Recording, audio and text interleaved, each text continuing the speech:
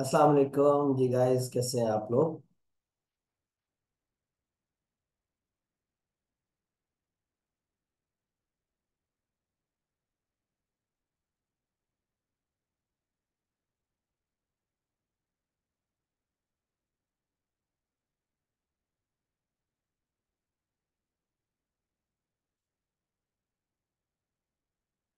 Okay, so welcome back. आज के इस सेशन में हम इंशाल्लाह ताला अपना मॉड्यूल 1 स्टार्ट करने जा रहे हैं and it's all about website designing. So hopefully कि अभी सारे मेंबर्स ने ज्वाइन कर लिया होगा और कल की रिकॉर्डिंग सारे मेंबर्स को रिसीव होगी। है कोई भी ऐसा पेंडिंग तो नहीं है जो स्टिल वेटिंग सिचुएशन में हो।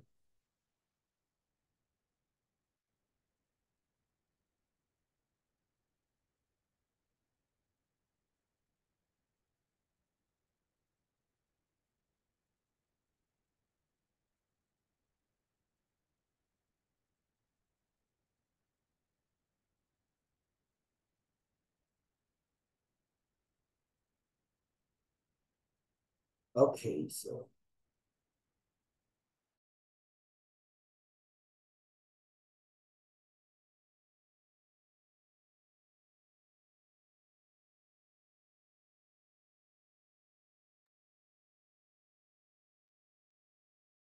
ओके, फर्स्ट एंड फॉरमोस्ट मैं आप लोगों के साथ थोड़ी सी ब्रेनस्टॉर्मिंग करता हूँ और देन हम इंशाल्लाह ताला आगे प्रोसीड करेंगे। सो बिस्मिल्लाह रहमान रहीम। आज का जो हमारा डेडिकेटेड सेशन है it's all about website designing और ये आज तक ही नहीं लिमिटेड होगा, बट ये नंबर ऑफ सेशंस पर कंसिस्ट ऑफ होगा। हम कोशिश करेंगे कि बेसिक्स टू एडवांस लेवल की साइड पे मूव करें। तो simple is that what is Shopify website designing. ठीक है जी। अब इसमें हम ओवरऑल इसे डिवाइड कर लेते हैं कि सिंपल इज दैट वेबसाइट क्या होती है कि आपके पास online representation of your business. ठीक है, सिंपल इज दैट। आप इसको ये भी कह सकते हैं कि आपकी दुकान, आपकी मार्ट, आपका ओवरऑल कुछ भी मॉल कह सकते हैं, व्हाट्सोएवर कुछ भी।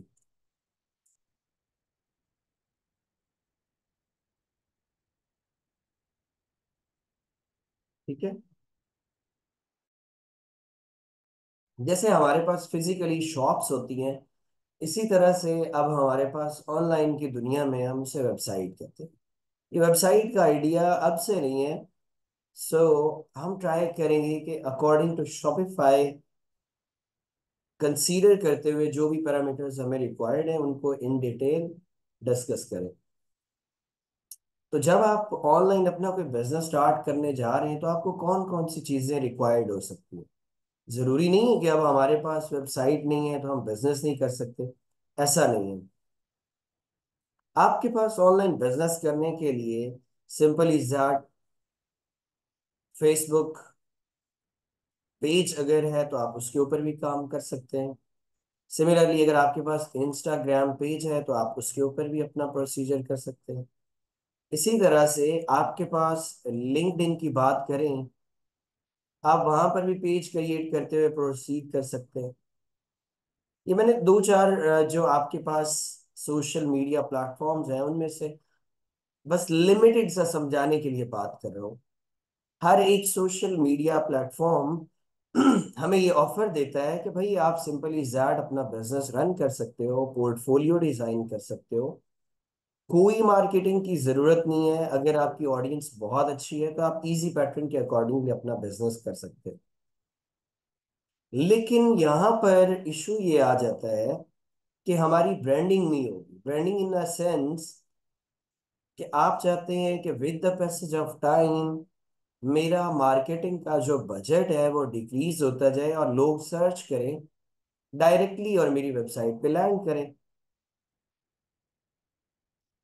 फेसबुक पेज है, इंस्टाग्राम है, लिंक्डइन की बात करें तो ये वो प्लेटफॉर्म्स हैं जो आप यूज कर सकते हैं, बट एक लिमिट से ज्यादा आप रेवेन्यू जनरेट नहीं कर सकते, आप अपने कस्टमर का कॉन्फिडेंस लेवल जो है वो बूस्ट नहीं कर सकते कि वो इजी फील करे। नो डाउट कि लोग बहुत बड़े बड़े लेवल पर भी बिजनेस कर रहे हैं, but the thing is that एक प्रोफेशनली बिजनेस करने के लिए जो चीज आपको रिक्वायर्ड होती है, इट्स ऑल अबाउट वेबसाइट।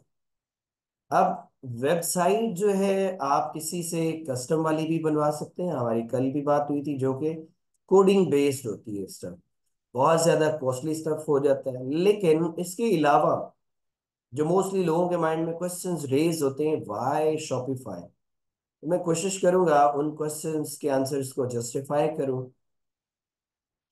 एक हमारे पास आ जाता है वर्ड प्रेस, और सेकंड वन जो आपके पास आ जाती है, इट्स ऑल अबाउट शॉपिफाई। देखिए भाई, वर्ड प्रेस भी वेबसाइट बनाने का एक प्लेटफॉर्म है जहां पर आपको कोई प्रोग्रामिंग की जरूरत नहीं है। सिंपल इज दैट आप ड्रैग एंड ड्रॉप करते हुए इजी पैटर्न के अकॉर्डिंगली वेबसाइट बना सकते हैं, अपनी शॉप बना सकते हैं, अपनी दुकान बना सकते हैं, एंड सो ऑन। वर्ड, अब आपने कोई भी वेबसाइट बनानी है तो मेनली कौन कौन सी चीजें रिक्वायर्ड होती हैं? एक हमें चाहिए होता है डोमेन, और नंबर टू पे जो हमें रिक्वायर्ड होता है, इट्स ऑल अबाउट होस्टिंग। अब डोमेन क्या होती है और होस्टिंग क्या होता है? मैं अगर एक वर्ड बोल रहा हूँ, पैकेजेस मॉल, तो आपके माइंड में वो स्पेसिफिक लोकेशन आ रही है, या सिमिलरली आपके एरिया में जो भी प्रोमिनेंट ब्रांड आ जाता है, शॉप आ जाती है, जब आप नाम लेते हैं तो उस स्पेसिफिक एरिया को आप कंसीडर कर रहे हो। मैं बात कर लेता हूँ कोई लोकल, अगर हम ब्रांड्स को कंसीडर करें, जैसे दाढ़ी मूछ। अच्छा एक सेकंड, मैं यार ना ये बैक एंड से व्हाट्सएप को क्लोज कर लूँ।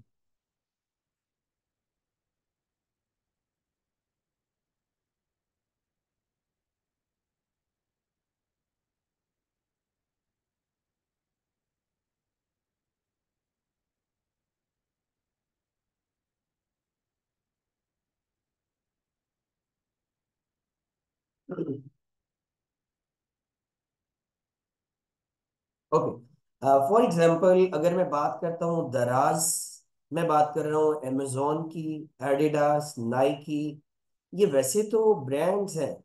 तो जो ब्रांड का नेम होता है उसको आप डोमेन कहते हैं वेबसाइट डिजाइनिंग में। Simple is that. अगर मुझे एक वेबसाइट बनानी है आप लोगों के साथ, और मैं उसका नाम चूज कर लेता हूँ एग्जाम्पल के तौर पे, इनोवेटिक्स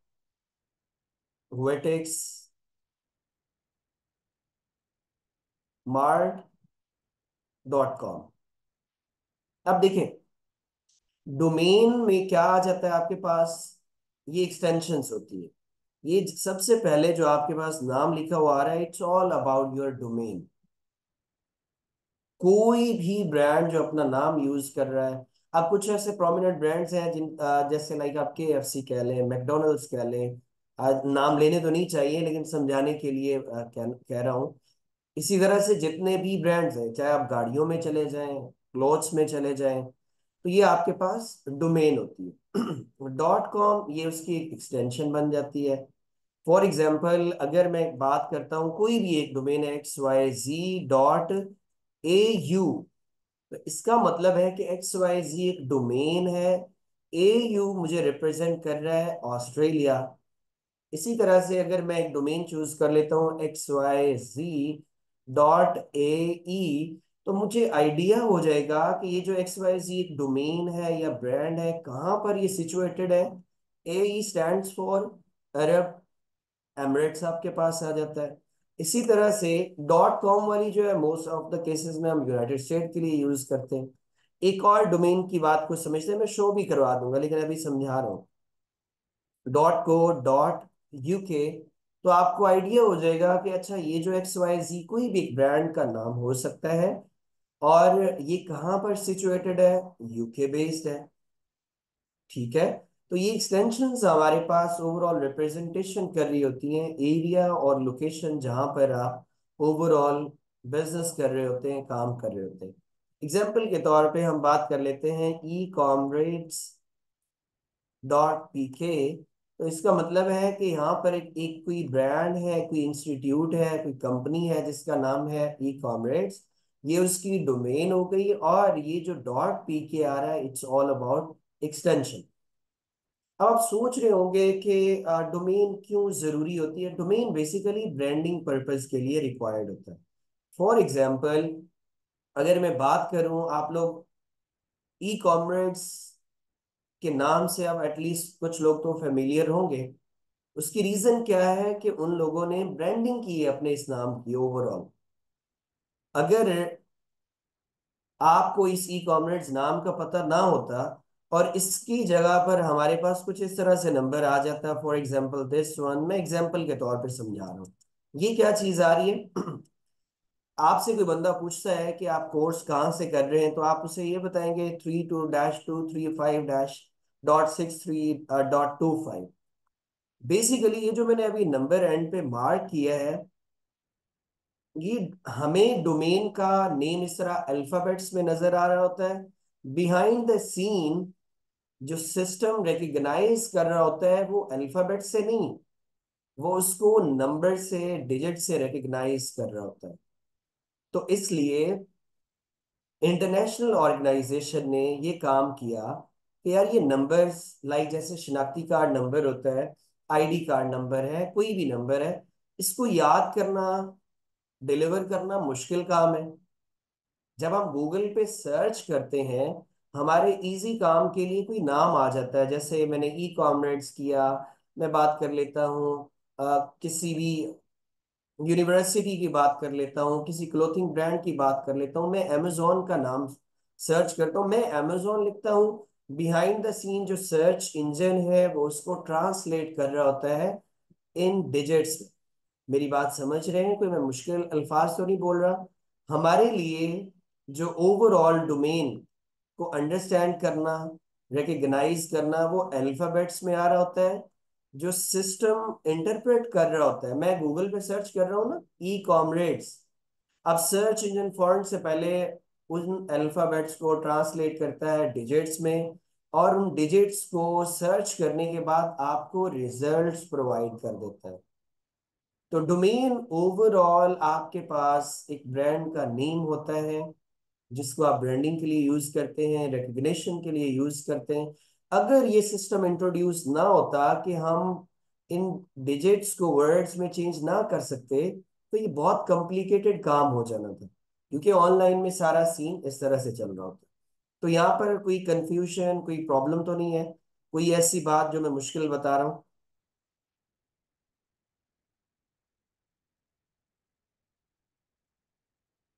एटलीस्ट एक मेंबर ने बोला है। दो। मैं आप लोगों को कोशिश कर रहा हूँ कि यार एक प्रोफेशनली वो सारी चीजें बता दूं कि डोमेन क्या है। हालांकि सीधा सीधा मैं स्टार्ट कर सकता हूँ, आई मीन टू से, गूगल पे जाऊं, ले जी शॉपिफाई स्टार्ट, तो आप लोगों को पता होना चाहिए कि, thank you so much, thank you. चले जी, ये तो हमें अब पता चल गया। अब उसके बाद हम बात करते हैं होस्टिंग क्या।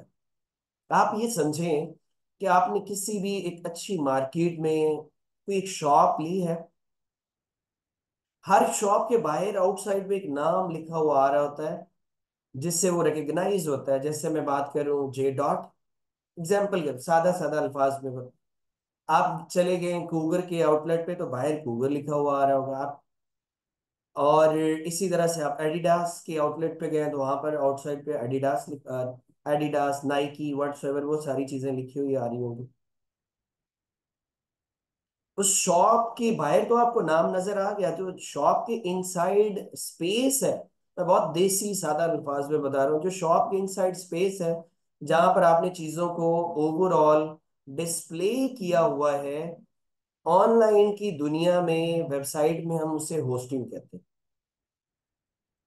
फिर रिपीट कर देता हूँ कि होस्टिंग क्या चीज होती है। आप लोगों ने फिजिकल शॉप को कंसीडर करना है, कि जैसे ही आप किसी शॉप में जा रहे हैं, किसी ब्रांड के पास, तो बाहर उसका नाम लिखा हुआ आ रहा है, वो उसकी डोमेन होती है। अब शॉप के अंदर आप गए हैं, वहां पर चीजों को उन्होंने डिस्प्ले किया हुआ है, जहां पर उन्होंने डिस्प्ले किया हुआ है वो स्पेस है, वो होस्टिंग है उस शॉप की। इसी तरह से ऑनलाइन में अगर आपने अपनी शॉप, अपनी दुकान, अपनी वेबसाइट बनानी है, तो आपको एक स्पेस तो चाहिए होगी, उस स्पेस को हम कहते हैं होस्टिंग। जिस तरह से हम फिजिकली शॉप में अपनी चीजों को डिस्प्ले करते हैं, इसी तरह से होस्टिंग को यूज करते हुए हम अपनी वेबसाइट को डिजाइन करते हैं, प्रोडक्ट्स को लिस्ट करते हैं, कस्टमाइज करते हैं, उनका मेकअप करते हैं। ये बात समझ आ गई कि डोमेन क्या होता है और होस्टिंग क्या होती है।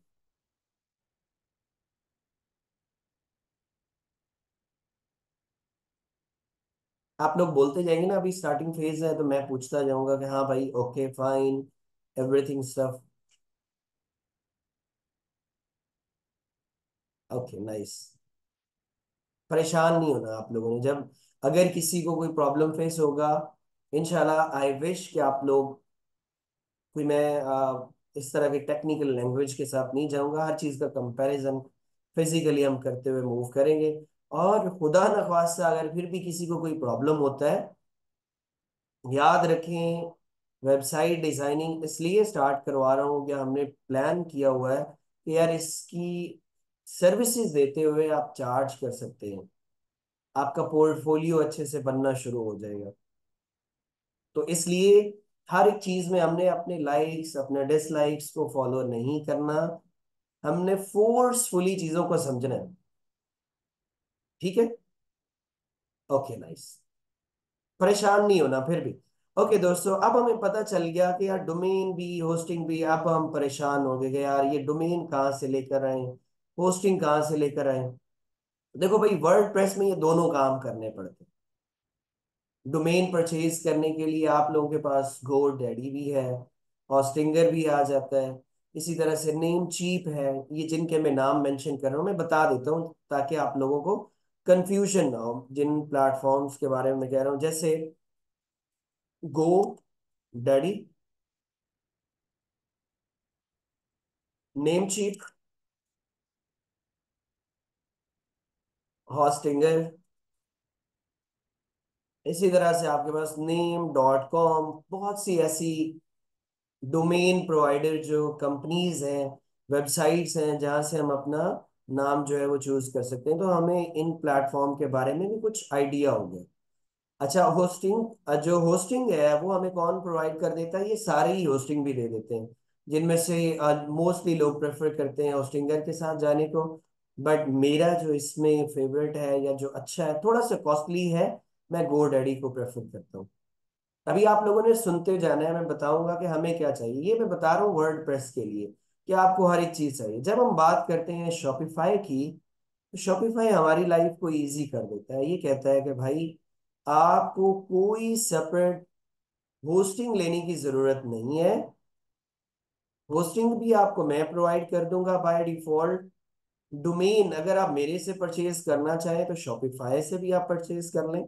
अगर आप चाहते हैं कि किसी और प्लेटफॉर्म से डोमेन परचेज करें तो आप वो भी कर सकते हैं। सो फॉर एग्जांपल दोस्तों, अब मैं यहाँ पर आता हूँ और शॉपिफाई में हमें जस्ट डोमेन रिक्वायर्ड ओनली। अब हम कंपैरिजन समझते हैं कि अगर आपसे कल को कोई क्लाइंट पूछ लेता है कि यार क्यों शॉपिफाई, वर्डप्रेस भी तो हो सकता है।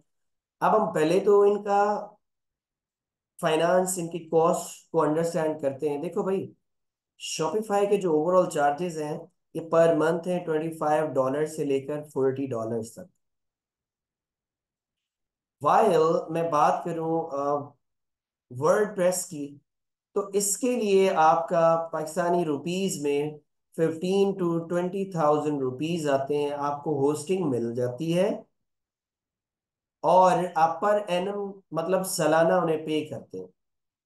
अब ये तो हमें समझ आ रही है यार, ये बहुत ज्यादा कॉस्टली है। लेकिन इशू ये है कि हमें होस्टिंग सेपरेट लेना पड़ती है, डोमेन सेपरेट लेना पड़ती है, इसको डिजाइन करना शॉपिफाई के कंपैरिजन में थोड़ा सा टिपिकल हो जाता है। अच्छा, हमें कॉस्ट में तो ये पता चला कि यार नंबर वन, ये तो फिर काम चीप है कि आप ओवरऑल 20-25 thousand में होस्टिंग वगैरह लें और काम आगे डन करें। लेकिन इशू ये है, अगर मैं बात करूं मैनेजमेंट की, तो शॉपिफाई की ओवरऑल मैनेजमेंट सुपर्ब है। किस सेंस में? कि आपकी वेबसाइट हैंग नहीं होती। अभी आप लोगों को हैंग का नहीं पता होगा, मैं समझा देता हूँ। फॉर एग्जाम्पल, आपकी वेबसाइट के ऊपर जितनी भी 10-20 प्रोडक्ट्स लिस्टेड हैं, आप मार्केटिंग कर रहे थे और एड में अपनी वेबसाइट का लिंक प्रोवाइड किया। कस्टमर ने उस लिंक को फॉलो करते हुए आपकी वेबसाइट पे आया। जैसे ही वो क्लिक कर रहा है ना, वो 2-3 मिनट लोड हो रही है, लोड हो रही है, अभी तक वेबसाइट आपकी ओपन ही नहीं हुई। इस सिचुएशन में आपका कस्टमर, यू कैन से, गायब हो जाएगा, क्योंकि वो इतना वेट नहीं कर सकता। इनका हैंग होने वाला इतना सिनेरियो नहीं है। यू कैन से स्पीड बहुत अच्छी रहती है। फिर हमारी कल बात हुई थी कि अगर हम लोकली काम कर रहे हैं तो उस सिचुएशन में भी कौन सी चीजें रिक्वायर्ड होंगी? कि पेमेंट गेटवेज। पेमेंट गेटवेज आप ये समझ लें कि आपने दुकान बना ली है, कोई एक ऐसा ऑनेस्ट पर्सन आपको चाहिए जो आपकी ओवरऑल जितने भी कस्टमर्स आ रहे हैं उनसे जो पेमेंट्स आप रिसीव कर रहे हैं, कोई ईमानदार आदमी वहां पे खड़ा हुआ हो। ठीक है। तो शॉपिफाई आपको इस पर्पस के लिए जो प्रोसीजर देता है उसको हम पेमेंट गेटवेज कहते हैं। ठीक है। स्पीड अच्छी रहती है, उसके अलावा हमें पेमेंट गेटवेज जो है उनको एक्टिवेट करना इजी हो जाता है। इनकी इंटीग्रेशन हमारे पास इजी है। इसके अलावा जब आपके पास ट्रैफिक ज्यादा आना शुरू हो जाती है तो वर्डप्रेस को कस्टमाइज करवाना पड़ता है। सिमिलरली यहाँ पर ऐसा इशू नहीं है। सिक्योरिटी की बात करें तो शॉपिफाई का जो एआई सिस्टम है वो बहुत ही सुपर्ब है। और आप ये कह लें कि जो हमारे पास आ जाता है वर्ड प्रेस वाला काम, उसमें हमें सारी चीजों को अपने पैटर्न के अकॉर्डिंगली करना पड़ता है। But the thing is that Shopify आपको, कल मैंने समझाया था ना कि एक मैप या आर्किटेक्चर वाला काम कर रहा होता है, तो ये हमें बहुत ही अच्छे थीम्स प्रोवाइड कर देता है कि आप इजी वे के अकॉर्डिंगली उनमें जस्ट प्रोडक्ट्स को लिस्ट डाउन कर सकते हैं। तो इन शॉर्ट, आपके ऑनलाइन बिजनेस मॉडल के लिए एक बेहतरीन जो नेटवर्क है, जो बेहतरीन प्लेटफॉर्म है। आपको ये नहीं करना पड़ता कि अच्छा अब मैं पेमेंट गेटवेज के लिए किसी एबीसी मेंबर से कांटेक्ट करूं, और मैंने डिजाइनिंग के लिए जो प्लगइन्स, एक्सटेंशंस, आपके लिए वेबसाइट का मेकअप करने के लिए एडिशनल जो चीजें आपको रिक्वायर्ड होती हैं वो कहीं से आपको सोर्स नहीं करनी पड़ेंगी। शॉपिफाई आपको खुद ही प्रोवाइड कर देता है कि भाई इस तरह से आप अपनी वेबसाइट को डिजाइन कर सकते हैं। ठीक है। इंटीग्रेशन का मतलब क्या होता है?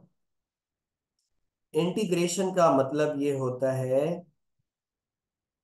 कि सिंपली अटैच करना। शॉपिफाई आपकी ना एक वेबसाइट बन गई है, आप कह लें कि बहुत अच्छा मॉल दुकान आपने बना ली है, कस्टमर भी आना शुरू हो गए।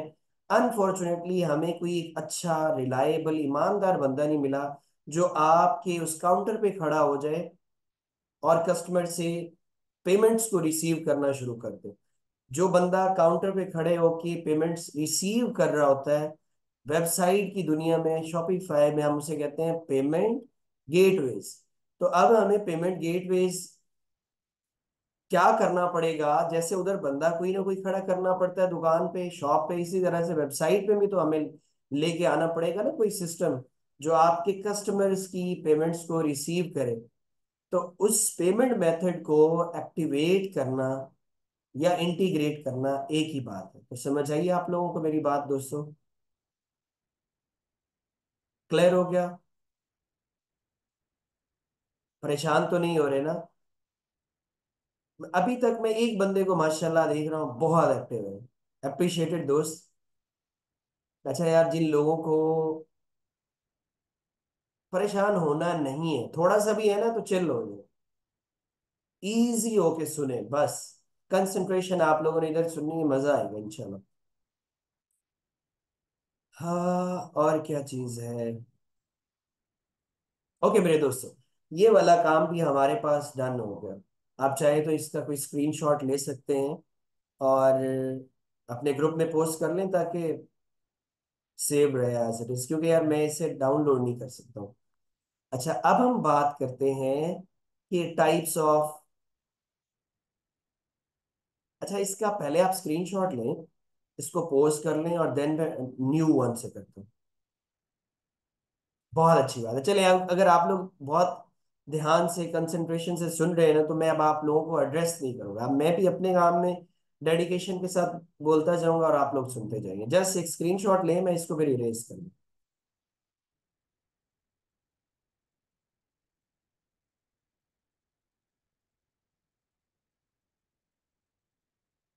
Okay okay.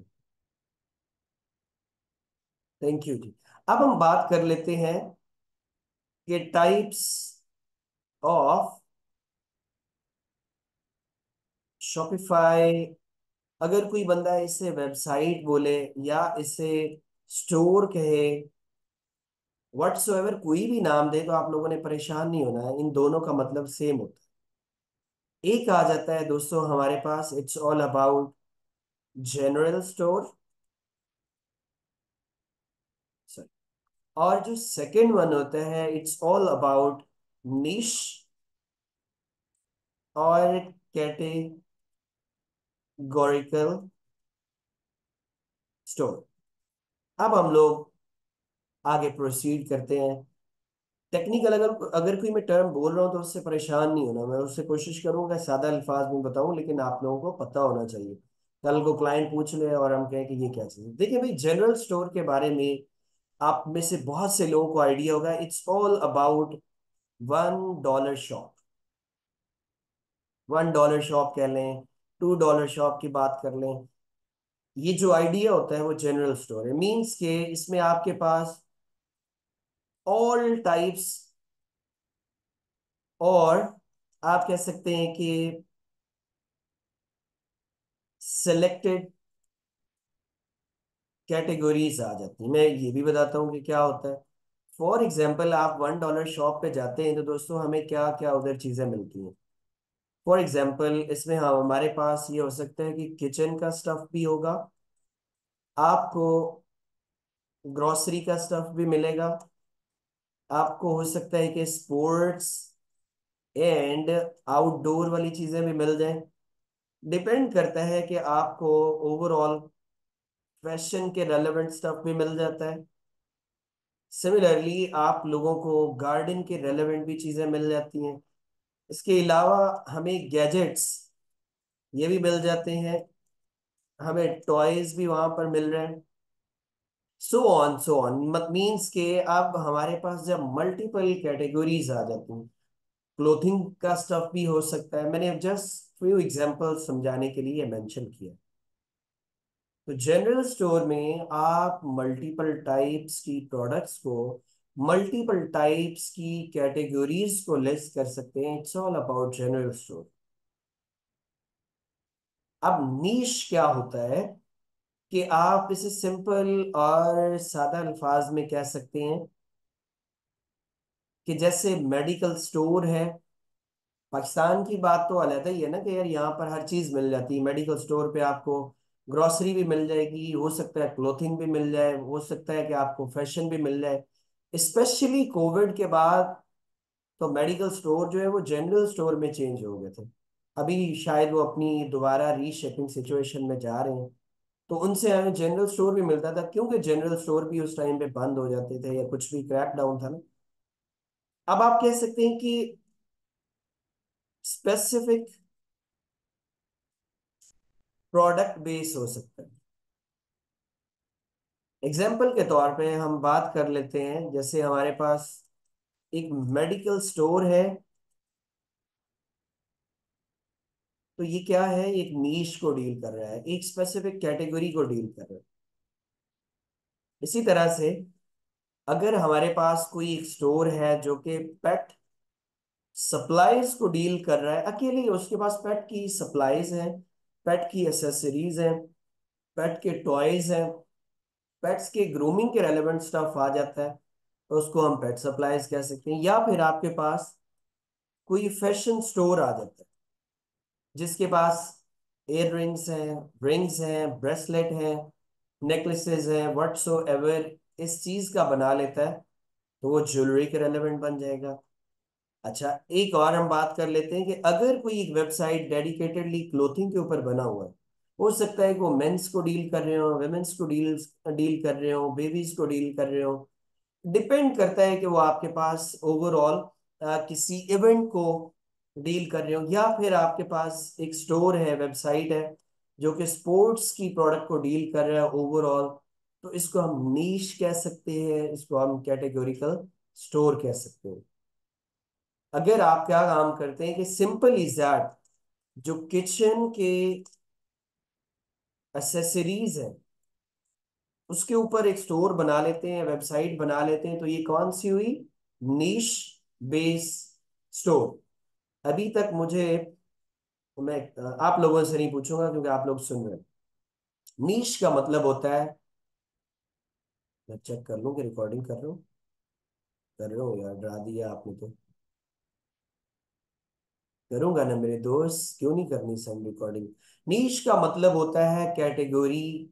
नीश का मतलब होता है कि आपके पास कोई एक टाइप, तो हमें उस टेक्निकल वर्ड को भी समझना है। अच्छा, हम रेकमेंडेड कौन सा है जब आप न्यूली बिजनेस में इंट्रोड्यूस होने जा रहे हैं, कुछ भी करने जा रहे हैं, तो रेकमेंडेड हमारे पास यही वाला है।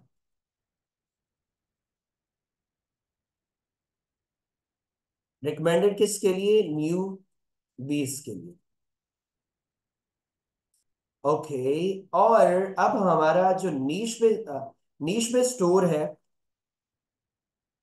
ये किन लोगों के लिए है? जो आप कह सकते हैं कि फेमिलियर हैं, किस चीज के बारे में फेमिलियर है? अबाउट मार्केटिंग, या फिर उनके पास अपनी कोई मार्केटिंग की टीम है, देन वो इसके साथ मूव कर सकते हैं। अभी हम बनाएंगे, सुनते जाना आप लोगों ने, ठीक है? अच्छा, अब नेक्स्ट वन हमारे पास आ जाता है कि न्यू बीज के लिए यार ये क्यों जरूरी है। देखो भाई, सिंपल इज दैट, जब आपने एक जनरल स्टोर बनाया है तो हमारा कंसर्न क्या होगा? वेबसाइट आप बना रहे हैं, मैं बना रहा हूँ, उसके बाद आप कुछ भी नहीं करते हैं, तो इसका मतलब है कि आपने ओशन में डाइव किया है और उसका बॉटम फाइंड आउट करने जा रहे हैं, तो बहुत इम्पॉसिबल बात है। डेली बेसिस के ऊपर लाखों में वेबसाइट्स बन रही हैं, और वेबसाइट्स की रैंकिंग बहुत इंपॉर्टेंट है। जब तक आपकी वेबसाइट रैंक नहीं होती, ऑर्गेनिकली, मैं वर्ड बोल रहा हूँ ऑर्गेनिकली, मतलब कि मेरी वेबसाइट है जो शूज को डील कर रही है, और आप में से कोई बंदा उसे सर्च करेगा एग्जैक्टली उन कीवर्ड्स के ऊपर, तो वो शो होगी। अदरवाइज आपने प्रोडक्ट का नाम लिखा तो आपकी वेबसाइट कभी भी टॉप पे नहीं आएगी। टॉप पे वही वाली वेबसाइट्स आती हैं जो ऑलरेडी गूगल की पॉलिसीज को फॉलो कर रहे हैं, जिनके ऊपर ट्रैफिक आ रहा है, वो प्रॉपर वे के अकॉर्डिंगली रैंक है। जनरल स्टोर में ये होता है, आपने सबसे पहले वेबसाइट भी बना लिया, प्रोडक्ट्स भी आपके पास आ गए, अब आप क्या काम करने वाले हैं? उसके ऊपर मार्केटिंग करेंगे। चले मैं यार इधर समझा देता हूँ कि आपके पास प्रोडक्ट भी है, फिर आपके पास वेबसाइट भी डन हो गई है, अब हमें ऑर्डर्स नहीं आ रहे तो हम मार्केटिंग करने जा रहे हैं। जैसे ही आप मार्केटिंग स्टार्ट करेंगे तो ऑटोमेटिकली वो कौन देखेंगे? आपके और मेरे जो कस्टमर्स हैं उनको शो होगा बाय डिफॉल्ट। अब कस्टमर जैसे ही आपकी वेबसाइट को एनालाइज करेगा, हो सकता है कि आपने जो कैंपेन, जो आपने एड रन किया था, वो एक शूज के रेलेवेंट था, लेकिन कस्टमर आपकी वेबसाइट पर आया, उसने देखा कि यार यहाँ पर तो गैजेट्स बहुत अच्छे पड़े हुए हैं। ये डिपेंड करता है कि वो शूज को परचेज ना करे, वो आपके गैजेट्स में से प्रोडक्ट्स को परचेज कर सकता है। हाँ, वो शूज भी परचेज कर सकता है और उसके साथ साथ गैजेट्स में से, फैशन में से और चीजों को भी परचेज कर सकता है। आप इमेजिन करें कि $1 शॉप में आप गए, तो आपका ओवरऑल माइंडसेट बन रहा होता है, अच्छा यार ये भी चीज सस्ती है, मैं परचेज कर लूँ, ये वाली चीज भी आपको चीप रेट में मिल रही है, मैं इस चीज को परचेज कर लूँ। तो ओवरऑल कंज्यूमर साइकोलॉजी के साथ जो चीज प्ले कर रही होती है, it's all about marketing strategy. तो जनरल स्टोर में आपके पास ये ऑप्शन अवेलेबल होता है कि जो बंदा आपकी प्रोडक्ट को परचेज कर रहा है, वो एक के साथ डिफरेंट टाइप्स की और भी प्रोडक्ट परचेज कर सकता है। ओके। अब हमारे पास जो नीश बेस वाला स्टफ आ जाता है, इधर कौन बंदा आएगा? सिंपल इज दैट, वही जो जिसका आप पेन पॉइंट सॉल्व कर रहे हैं। पेन पॉइंट की मैं बात बताता हूँ। फॉर एग्जांपल आपके पास पेट है और आपने डेली उसे वॉक पे लेकर जाना होता है, तो आप कोई अच्छी सी एसेसरीज देख रहे हैं, आपको ऐड नजर आया, स्टोर देखा, ओ ओके इसके पास तो यार बहुत अच्छी चीजें पड़ी हुई हैं जो कि पेट्स के रेलेवेंट है। तो ओनली कौन आएगा? एक स्पेसिफिक कस्टमर आएगा जिसकी एक जरूरत है स्पेसिफिक टाइप वाली। मतलब कि अब मैंने मेडिकल स्टोर पे शूज लेने वाला तो नहीं जाएगा ना, या मेडिकल स्टोर के ऊपर कोई सब्जी लेने वाला तो नहीं जाएगा, या मेडिकल स्टोर पे कोई कपड़े लेने वाला तो नहीं जाएगा। उस मेडिकल स्टोर को वही बंदा सर्च करेगा जिसे मेडिसिन की जरूरत है। तो इसलिए अभी आप सुनते जाएं, एंड पे आपको पता चलेगा कि दोनों में से अल्टीमेटली हमारा गोल क्या होगा। तो आप ये कह सकते हैं कि यहाँ पर वही बंदा आएगा जिसकी जो जरूरत है वो सर्च करेगा। अब हमारे पास जो जनरल स्टोर होता है, इसको रैंक करना थोड़ा सा इजी है, क्योंकि एटलीस्ट ट्रैफिक की सिचुएशन बेटर होती है। जो आपके पास नीश में स्टोर है, रैंक हो जाता है, लेकिन इसको स्केल करने के लिए आपको डिफरेंट टाइप्स की स्ट्रेटजीज चाहिए होती हैं, आपको हैवी मार्केटिंग का बजट चाहिए होता है, एंड सो ऑन। अच्छा, ये वाला स्टफ तो हमारे पास हो गया। नेक्स्ट ये है कि जनरल स्टोर के नुकसानात क्या है। नुकसान ये हो सकता है कि एक कस्टमर आएगा सिंगल टाइम, मींस कि आपकी एड को देखा, प्रोडक्ट देख परचेज किया और चला गया। लेकिन यहां पर जो नीश बेस वाला स्टफ होता है, it's all about recurring. Means के मुझे पेट की ओवरऑल कोई भी एसेसरीज चाहिए थी, वो यहां से मिली हैं, और ये पेट के रेलेवेंट और भी प्रोडक्ट्स लेके बैठा हुआ है। अगर मुझे इनकी क्वालिटी अच्छी लगी है, इनकी सर्विस अच्छी फील हुई है, और इनकी कस्टमर सपोर्ट अच्छी है, तो मैं क्या काम करूंगा, नेक्स्ट टाइम भी इसी स्टोर का विजिट करूंगा या मैं रेकमेंड करूंगा। तो जनरल स्टोर के लिए लोगों को एक कॉन्फिडेंस लेवल बिल्ड करना पड़ता है। यहाँ पर आपको पता होगा कि अच्छा यार, फॉर एग्जांपल कोई इनोवेटिक्स पेट सप्लाईज के नाम से स्टोर है, वहां पर आपको चीजें बहुत अच्छी मिल जाती हैं। मैं एग्जांपल आपको एक और समझाता हूँ। जैसे पाकिस्तान में पाक व्हील्स है, उसने अपना एक स्टैंडर्ड अब मेंटेन कर लिया है। वो एक नीश बेस्ड वेबसाइट है जो कि ओवरऑल ऑटो को डील कर रहा है। इवन दो और भी लोग हैं जो ऑटो के साथ डील करें, लेकिन ड्यू टू उनके स्टैंडर्ड्स, उनकी बाकी सारी स्ट्रेटेजीज और पॉलिसीज की वजह से कस्टमर बार बार उनसे चीज परचेज करता है। It's all about niche base. लेकिन उसमें आपका एक कॉन्फिडेंस बिल्ड करना, क्वालिटी इंश्योर करना, कस्टमर सपोर्ट को मैनेज करना, वो बहुत ज्यादा मैटर करता है।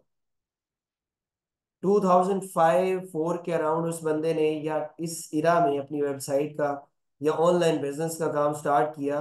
15 to 20 years उसको रेवोल्यूशनाइज करवाने में लगे हैं। लेकिन आप लोगों का ट्रस्ट है, आप कुछ भी सर्च करें बाय डिफॉल्ट टॉप पे वो आ रहा होता है। तो ये नीश है। अच्छा, अब क्या हम लोग फिर जनरल स्टोर के ऊपर ही रिलाय करते रहेंगे? ज्यादा फायदा किस चीज में?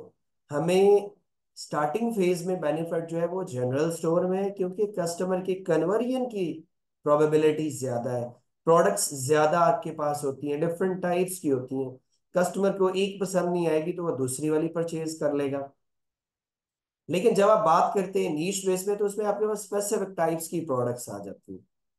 अब हमारा जो अल्टीमेटली गोल होता है, हम यहाँ पर टेस्टिंग करते हैं डिफरेंट टाइप्स को, डिफरेंट कैटेगरीज को, और उनमें से जो आपको बेटर कन्वर्जन देता है, लेटर ऑन स्टेज में आप अपना स्टोर उस साइड पे मोल्ड कर लेते हैं। आपका जनरल स्टोर जो है वो कन्वर्ट हो जाता है नीश बेस्ड स्टोर में, अगर आप करना चाहें तो। अगर आपका माइंडसेट है कि नहीं मैंने जनरल स्टोर के साथ ही जाना है, तो फिर आप जनरल स्टोर के साथ मूव कर सकते हैं। फिर रिपीट कर देता हूं कि ये जो एक कन्वर्जन का प्रोसेस है, ये किस तरह से वर्क करता है। जनरल स्टोर आपने बनाया है, 4-5 डिफरेंट टाइप्स की कैटेगरीज को लिस्ट किया। अच्छा, ये तो एक नेचुरल प्रिंसिपल है, चाहे आपकी फिजिकल शॉप है या ऑनलाइन वेबसाइट है। आपके पास 500 प्रोडक्ट्स हैं या 1000 प्रोडक्ट्स हैं, हर एक प्रोडक्ट की इक्वल सेल नहीं होगी। आपके स्टोर की 5 प्रोडक्ट्स विनिंग हो सकती हैं जो सारा रेवेन्यू जनरेट कर रही हैं।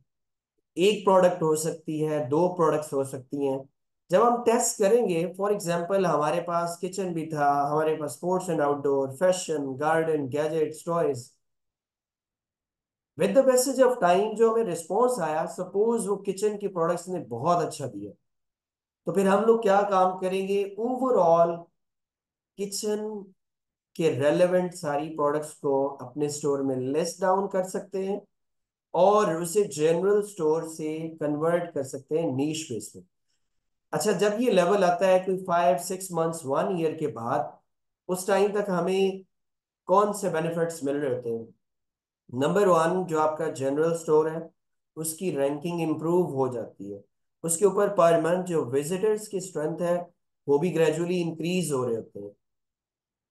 और जब आपने नीश बेस करना होगा ना, तो इधर एफर्ट ज्यादा लगानी पड़ेगी, क्योंकि लिमिटेड ऑडियंस हो जाती है। अगर आपका मेडिकल स्टोर है तो जस्ट मेडिकल वाले ही आपकी वेबसाइट को विजिट करेंगे। अगर आपका टॉयज एंड गेम्स के रेलेवेंट है तो just audience toys and games की हो। तो इन शॉर्ट अगर हम कंक्लूजन करें, अगर आप लोगों के पास कोई भी स्पेसिफिक प्रोडक्ट है, आप नीश बेस के साथ जाना चाहें तो कोई प्रॉब्लम नहीं है, आप मूव करें। आपको मार्केटिंग का बजट ज्यादा इन्वेस्ट करना पड़ेगा, डिफरेंट स्ट्रेटेजीज के साथ जाना पड़ेगा, जो कि हम इंशाल्लाह आगे डिस्कस करेंगे। और अगर आपके पास बजट कम है, आप टेस्टिंग फेज के लिए जनरल स्टोर के साथ मूव करें। रेवेन्यू जनरल स्टोर अच्छा दे रहा है तो व्हाई नॉट, आप इसके साथ ही प्रोसीड कर सकते हैं। हमारा अल्टीमेटली गोल क्या होता है कि जब स्टोर डिजाइन हो गया है, रेवेन्यू अच्छा जनरेट हो रहा है, तो कुछ ऐसे प्लेटफॉर्म्स हैं, for example Flippa, Empire Flippers, ये तो बहुत बड़ी गेम में चला जाता है, एम्पायर फ्लिपर्स। या फिर आपके पास मोशन इन्वेस्ट। ये मैंने 2 3 स्टोर्स के नाम मेंशन किए हैं, ये हमें किस तरह से हेल्प आउट करेंगे दोस्तों। अगर आपका रेवेन्यू जनरेट हो रहा है या आपने ब्लैंक स्टोर बनाया है, तो लास्ट वन ये जो ऑप्शन आ रहा है ना, मोशन इन्वेस्ट, आप ब्लैंक स्टोर्स को यहाँ पर सेल भी कर सकते हैं। इनको हम कह सकते हैं कि फ्लिप करना, या इसे आप कह सकते हैं सेल करना, ये भी हो सकता है। लेकिन ये सेल वाला जो ऑप्शन है बहुत ही एक मेहनत के बाद आपको रिजल्ट्स देता है, इसलिए अभी हमें इन चीजों को समझना है। तो दोस्तों, मुझे ये बताएं कि जनरल स्टोर और नीश में स्टोर में कोई कंफ्यूजन, कोई प्रॉब्लम, कोई मुश्किल वर्ड, ताकि ये काम हमारा डन हो और फिर उसके बाद मैं आगे मूव करूं।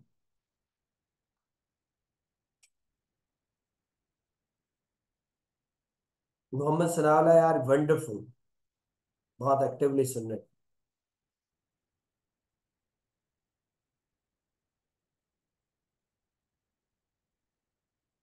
ज्यादा मेंबर्स हैं यार, चंद एक बोल रहे हैं, बाकियों को परेशानी हो रही है कोई? कोई मैंने कोई टिपिकल बात तो नहीं की है? Clear, bravo, super, so very nice. अब हम लोग आगे मूव करते हैं, और इस चीज को मैं यहाँ पर पॉज कर देता हूँ। यार इसका प्लीज स्क्रीनशॉट लेंगे, इसको भी आप स्क्रीनशॉट लेके ग्रुप में पोस्ट कर लें।